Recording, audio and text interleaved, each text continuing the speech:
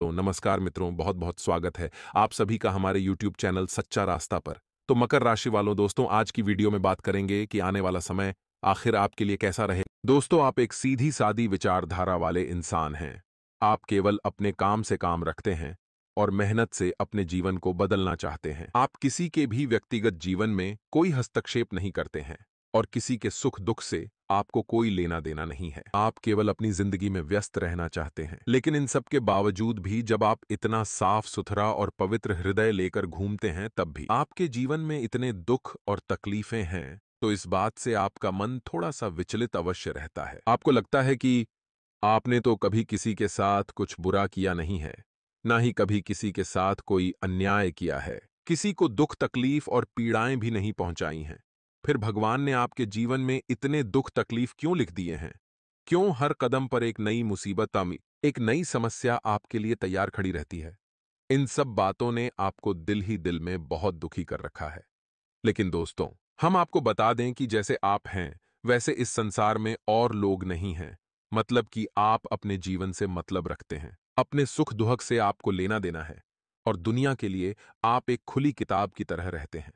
आपके मन में किसी प्रकार का मैल नहीं है, इसलिए आप अपने तकलीफ, परेशानी और सुख और आने वाली भविष्य की योजनाओं को भी लोगों को खुले दिल से बता देते हैं। लेकिन हम आपको बता दें कि समाज में और दुनिया में लोग इस तरह से नहीं रहते हैं। अगर आज पीडीडी होश की ही बात की जाए तो जरा जरा सी बातों पर लोग जलने लगते हैं और जानबूझकर ऐसी या था थीरा देखी बाबी या कलैसी बिनी या हरकतें और ऐसे कार्य करते हैं जिससे आपके जीवन में बाधाएं और परेशानियां उत्पन्न होने लगती हैं। अब दोस्तों, ध्यान से समझिए, आपके पीडीडीडी होस्ट में एक ऐसा इंसान है जो खुद भी परेशान रहता है, लेकिन उसे आपके जीवन में बहुत गहरी दिलचस्पी होती है। जी हां दोस्तों, आप जब भी हंसते हैं, मुस्कुराते हैं, तो उस इंसान के सीने पर सांप लौटते हैं और वह आपको सुखी नहीं देखना चाहता है। इस वजह से वह आपके दरवाजे पर कुछ न कुछ ऐसा करता रहता है जो आपके जीवन में भयंकर नकारात्मकता को आकर्षित कर रहा है।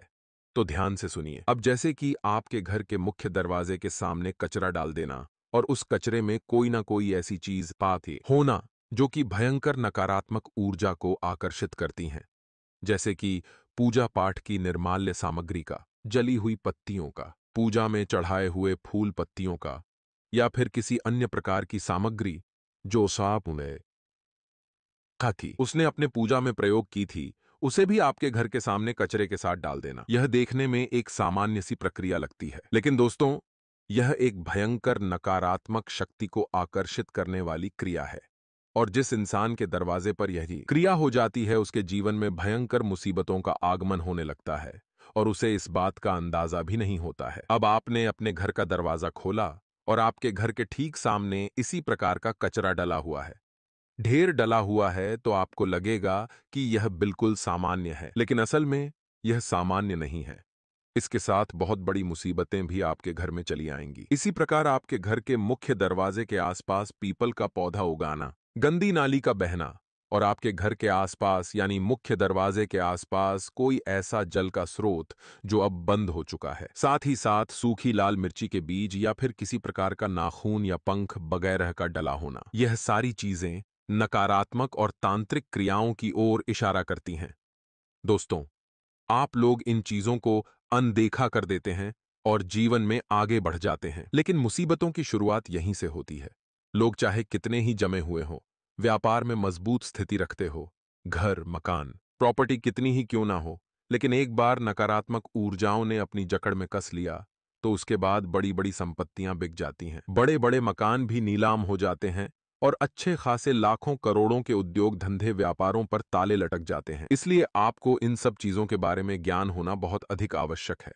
आपने अक्सर यह देखा होगा कि जो बड़े बड़े उद्योगपति होते हैं, व्यापारी होते हैं या नेता या बड़े अधिकारी होते हैं, वे जरूर किसी न किसी संत, महात्मा या फिर ज्योतिषी के संपर्क में होते ही होते हैं। अब लोग इस बात के लिए उनका मजाक भी उड़ा लेते हैं कि देखो कितना बड़ा नेता है और इस बाबा के यहाँ, इस साधु सन्यासी के यहाँ चक्कर काट रहा है, इस आश्रम उस आश्रम घूम रहा है, इस ज्योतिषी से और उस पुजारी से घर में पूजा पाठ करवा रहा है। यानी कि इन सब कार्यों के लिए लोग ढोंग और ढकोसलेबाजी कह देते हैं और दूसरों का मजाक उड़ाते हैं। लेकिन आप खुद ही विचार करके देखिए कि जिस इंसान ने लाखों करोड़ों का बड़ा व्यापार खड़ा किया है, या जो राजनीति में उच्च पद तक पहुंचा है, मंत्री तक पहुंचा है, या फिर पढ़ लिख कर जो बड़ा उच्च अधिकारी बना है, क्या ये लोग सचमुच में मूर्ख हैं? आखिर इन्हें क्यों आवश्यकता पड़ जाती है इन लोगों की सलाह की?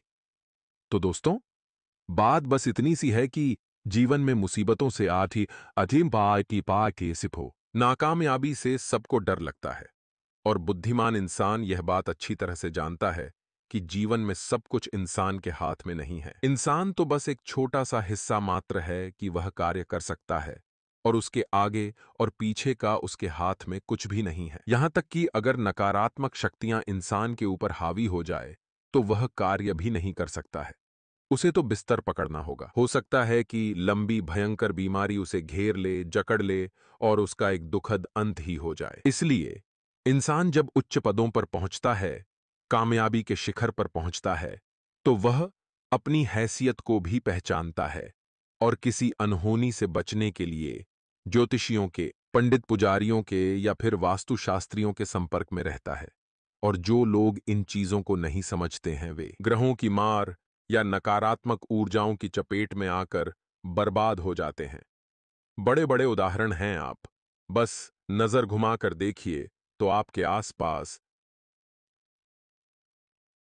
के शहर, आपके गांव या कस्बे में ही ऐसे उदाहरण मिल जाएंगे कि जिन लोगों ने धर्म, ज्योतिष और आध्यात्म का मजाक बनाया, उन्हें गंभीरता से नहीं लिया, नकारात्मक ऊर्जाओं की शक्ति को नहीं पहचाना, वे लोग आज मिट्टी में मिल चुके हैं। इसीलिए हम आपसे बार बार बस यही एक निवेदन कर रहे हैं कि आप इन बातों को बिल्कुल भी हल्के में मत लेना। अब हम आपको जो बातें बताने जा रहे हैं, जहां जहां आपको कमी दिखाई दे रही है, वहां वहां से इन कमियों को चुन चुन कर बाहर फेंक देना। हम आपके घर से लेकर दरवाजे तक और आपके छत तक का संपूर्ण ज्योतिषीय और वस्तुगत आकलन आपको बताने जा रहे हैं। अब आपको जहां जहां जिस प्रकार की कमी दिखाई दे रही है, वहां वहां से उस कमी को दूर करते चले जाना है। तो क्रमबद्ध तरीके से आगे बढ़ते हैं। सबसे पहले आपके घर की पूजा घर में जाते हैं। आपके घर के पूजा घर में आप पूजा करते हैं। आप सोचते हैं कि भगवान रहते हैं, और बात सही भी है, लेकिन आपने पूजा घर में कोई ऐसी सामग्री रख रखी है जो भयंकर नकारात्मक ऊर्जा को आकर्षित कर रही है, तो आपके घर में भूत प्रेतों का भी वास हो जाएगा। प्रेत आत्माएं भी विचरण करेगी। यकीन मानिए दोस्तों, यह बात बिल्कुल सच है। आपके पूजा घर में यदि किसी प्रकार का डस्टबिन रखा है, बेशक पूजा की ही निर्माल्य सामग्री आप उसे डिब्बे में रखते हैं, तो वह भी नकारात्मक है। कोई ऐसी मूर्ति या फोटो भगवान की जो खंडित हो चुकी है, और आप सोचते हैं कि इसे बाद में कभी समय मिलेगा तो फिर जल प्रवाहित करेंगे, और आपने उसे अपने घर में ही या पूजा घर में ही एक तरफ कहीं रख रखा है, यह भी गलत। और इसी के साथ साथ पूजा घर में जो आपने अगरबत्ती लगाई है, उसका जो पैकेट बच गया है, उसे भी साइड में कहीं रख दिया है, वह भी गलत है। इसी के साथ साथ जो आपने फूल चढ़ाए हैं, जो आपने अन्य प्रकार की सामग्री चढ़ाई है, भगवान को एक बार भगवान से वह सामग्री उतर जाती है तो निर्माल्य बन जाती है। उसे 1 मिनट के लिए भी आपके पूजा घर में नहीं होना चाहिए, वरना आपके घर में प्रेतों का वास हो जाएगा।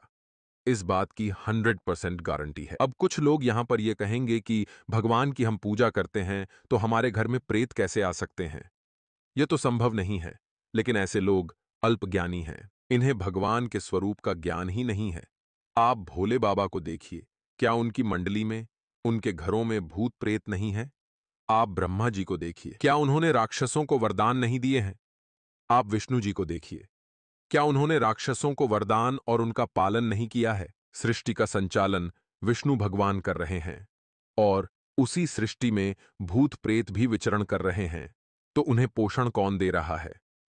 भगवान विष्णु ही तो दे रहे हैं। एक बात याद रखिए कि भगवान की नजर में भूत प्रेत और इंसान में कोई भेद नहीं है। बस अपने कर्मों के हिसाब से यह अपने अपने फल को भोगते रहते हैं। तो जो अच्छा, वह सात्विक जीवन जिएगा और शुद्ध गति को प्राप्त होगा, और देवात्मा पुण्यात्मा बनेगा, और श्रोताए गीता बाम में नेकी। जो नकारात्मक और गलत कर्म करेगा, वह अपने कर्मों के हिसाब से दुरात्मा और भूत प्रेत बन जाएगा। जी हां दोस्तों, ये बातें आध्यात्मिक हैं और पूर्ण रूप से प्रमाणित हैं। इन्हें समझना बहुत आवश्यक है।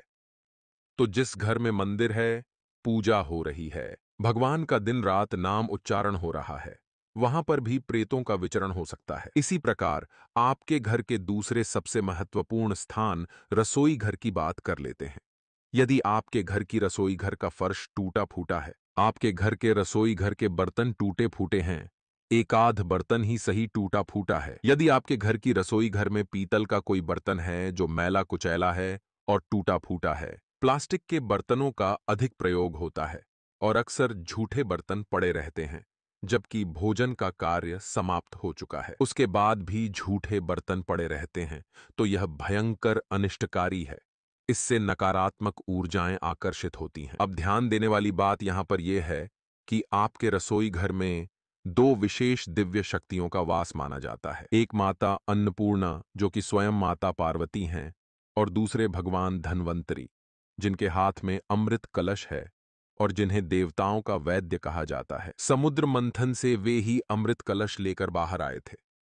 तो अब इन दोनों दिव्य शक्तियों का आपके रसोई घर में वास है। अब आपने अपनी रसोई घर की पवित्रता को भंग कर दिया है, तो ये दोनों दिव्य शक्तियां आपके घर से चली जाएंगी, और जब दिव्य शक्तियां चली जाएंगी तो फिर प्रेतात्माएं आएंगी। जगह खाली कभी नहीं होती है, एक शक्ति जाएगी तो दूसरी शक्ति आएगी।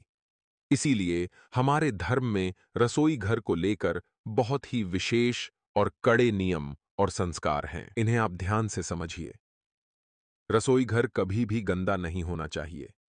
खाने पीने का कार्यक्रम समाप्त होते ही रसोई घर पूर्ण रूप से साफ सुथरा होना चाहिए। रात्रि के समय यानी कि रात्रि भोजन समाप्त होने के बाद रसोई घर में झाड़ू पोंछा करने के बाद, सफाई हो जाने के बाद उत्तर दिशा की ओर आपको एक गाय के घी का दीपक अवश्य जलाना है। यह बहुत ही पवित्र क्रिया है। इस क्रिया को करने से आपके रसोई घर की दिव्य शक्तियां फिर से आकर्षित हो जाएंगी और आपके जीवन में सुख समृद्धि भरेगी। आप जिस दीपक को जलाएं, उस दीपक में लौंग का एक जोड़ा और थोड़ा सा कपूर भी अवश्य डाल दें। इससे दिव्य शक्तियां बहुत प्रसन्न होती हैं। सबसे बड़ी बात आप समझिए, साफ सफाई से माता लक्ष्मी प्रसन्न होती हैं और अन्य दिव्य शक्तियां आकर्षित होती हैं।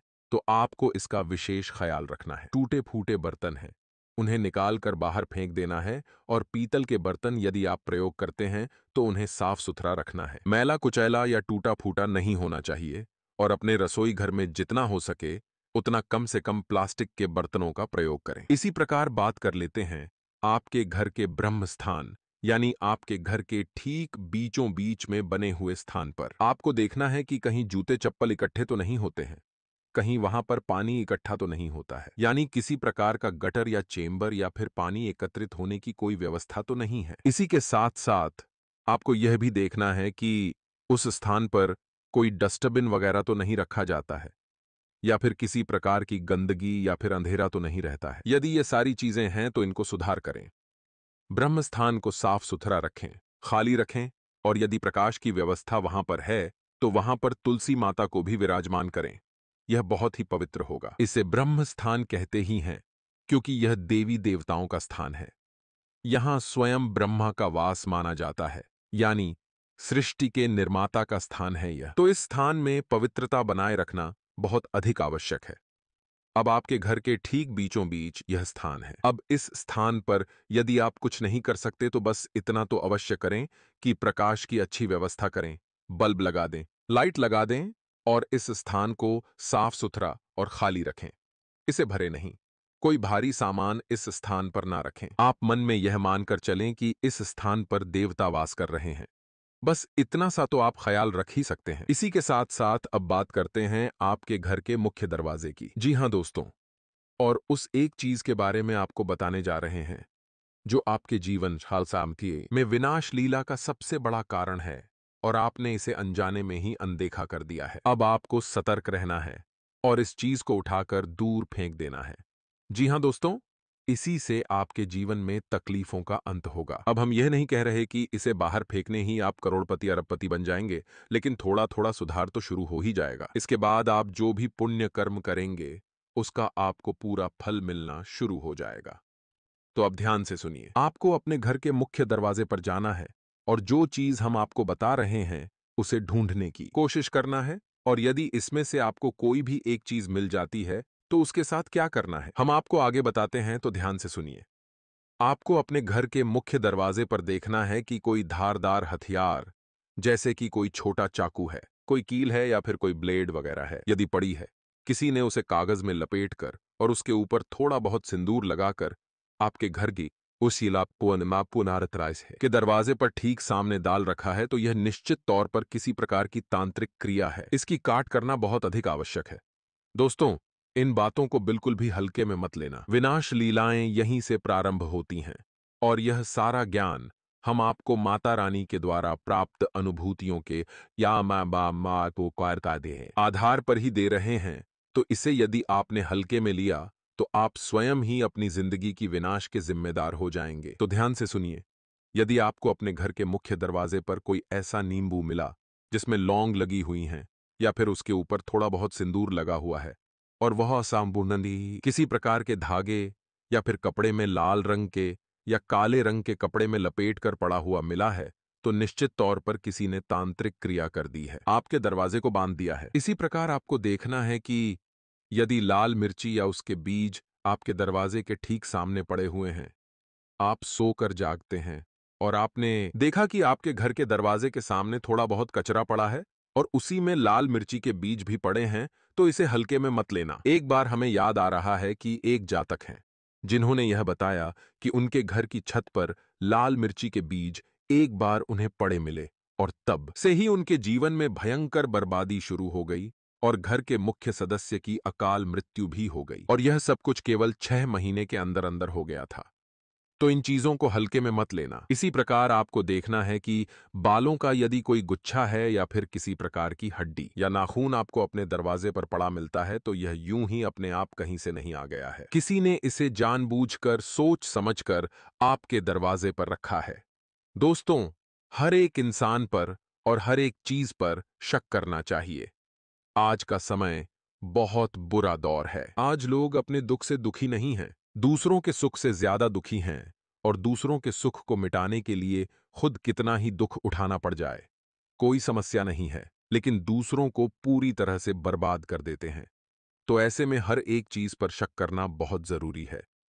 इसी प्रकार दोस्तों, यदि आपके घर के मुख्य दरवाजे के सामने थोड़ी सी लौंग या काली मिर्च पड़ी मिल जाती हैं, इन चीजों से तांत्रिक क्रियाएं की जाती हैं, उपाय किए जाते हैं। एक धागा आपके घर के मुख्य दरवाजे पर पड़ा है और उसमें कुछ गांठें लगी हुई हैं और थोड़ा सा उसमें सिंदूर लगा है, यह भी अभिमंत्रित है। यह आपके घर के सदस्य की जान ले लेगा, खास तौर से मुख्य सदस्य की जो कमाई करता है, पूरे घर का पालन कर रहा है। अब यह सब कुछ आपके साथ इस अगस्त के महीने में हंदौर पर कसद जरूर होगा ही होगा।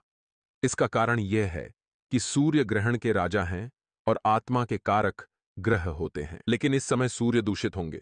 जी हां दोस्तों, और उन्हें दूषित करेंगे राहुदेव, और राहुदेव जब सूर्य को दूषित करेंगे तो ऐसे में ही तांत्रिक नकारात्मक भयंकर काली क्रियाओं को अंजाम देते हैं। यह समय होता है जब इन क्रियाओं को करने का फल बहुत अधिक बढ़ जाता है। तो अब आप सतर्क रहेंगे तो बच जाएंगे। यदि इन बातों को हल्के में लेंगे, मजाक समझेंगे, तो फिर आपका भगवान ही मालिक है। अब यदि आपको इनमें से कोई भी चीज अपने मुख्य दरवाजे पर पड़ी मिल जाती है, तो उसे छुएं बिल्कुल भी ना, उसे दूर ना फेंकें, ना ही उसके ऊपर पानी डालें। आपको बस इतना करना है कि उसके ऊपर थोड़ा सा पेट्रोल डालना है और उसे पूरी तरह से जला देना है। अब यदि कोई धारदार हथियार है या पैनी नुकीली चीज है, तो उसे वहीं मिट्टी में दबा देना है। जी हां दोस्तों, थोड़ा सा गड्ढा खोदना है और उसे लकड़ी से खिसकाकर उसे गड्ढे में दबा देना है। उसे हाथों से छूने की गलती बिल्कुल भी ना करें।